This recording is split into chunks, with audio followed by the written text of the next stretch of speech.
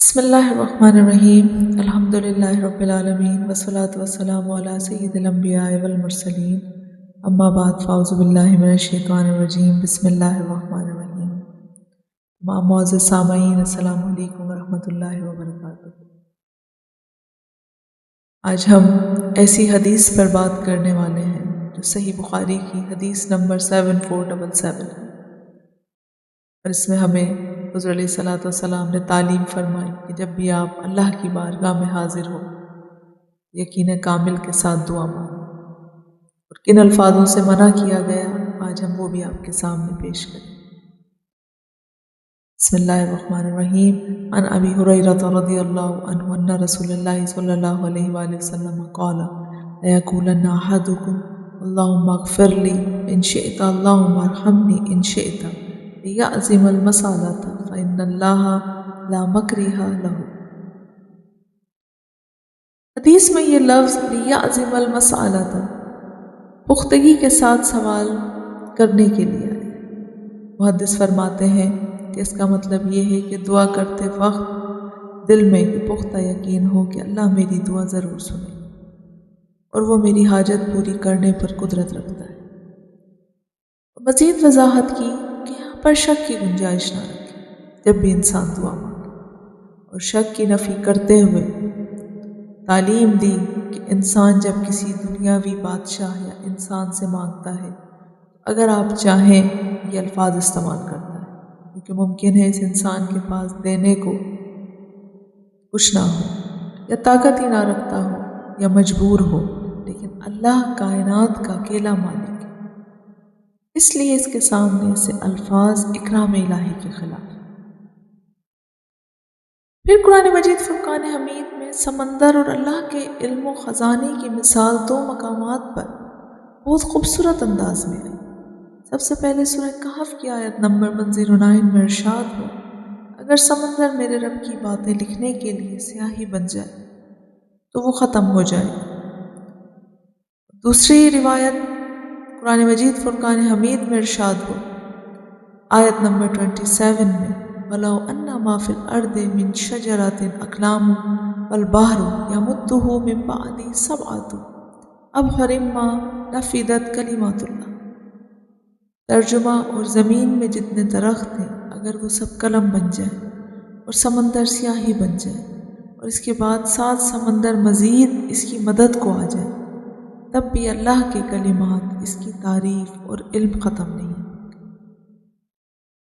یہاں 7 سمندر سے مراد وسعت ہے، یعنی کائنات کا انفینٹ، مراد لامتناہی، ہر مخلوق مل کر بھی اللہ کی طاقت کا احاطہ نہیں کر سکتی۔ ایک مشہور حدیث قدسی صحیح مسلم میں ارشاد ہوا، امام مسلم اپنی صحیح میں فرماتے ہیں، اور یہ حدیث 2577 کا حصہ ہے، جس کے راوی حضرت ابو ذر غفاری رضی اللہ تعالیٰ عنہ۔ ان کے الفاظ یہ ہیں کہ اللہ تعالیٰ فرماتا ہے اے میرے بندو اگر تمہارے اول اور تمہارے آخر، تمہارے انسان، تمہارے جنات، سب کے سب ایک کھلے میدان میں کھڑے ہو کر مجھ سے مانگے اور میں ہر انسان کو اس کی مانگی ہوئی چیز عطا کر دوں، اس سے میرے خزانوں میں اتنی بھی کمی نہیں آئے گی جتنی سوئی کو سمندر میں ڈال کر نکالنے سے سمندر کے پانی میں کمی نہیں۔ یہاں سوئی کی مثال کیوں دی گئی؟ کہ جب سوئی کو سمندر میں ڈبو کر نکالا جائے تو اس پر پانی کا ایک قطرہ یا نمی لگی ہوتی، سمندر کے سامنے اس ایک قطرے کی کوئی حیثیت نہیں ہوتی۔ اللہ تعالیٰ یہ مثال انسان کی عقل کو سمجھانے کے لیے سب دی ہے۔ اللہ تعالیٰ نے کہ دنیا کے تمام اربوں انسانوں کی سب خواہشات مل کر بھی اللہ کے خزانوں کے سامنے ایک قطرے برابر بھی نہیں۔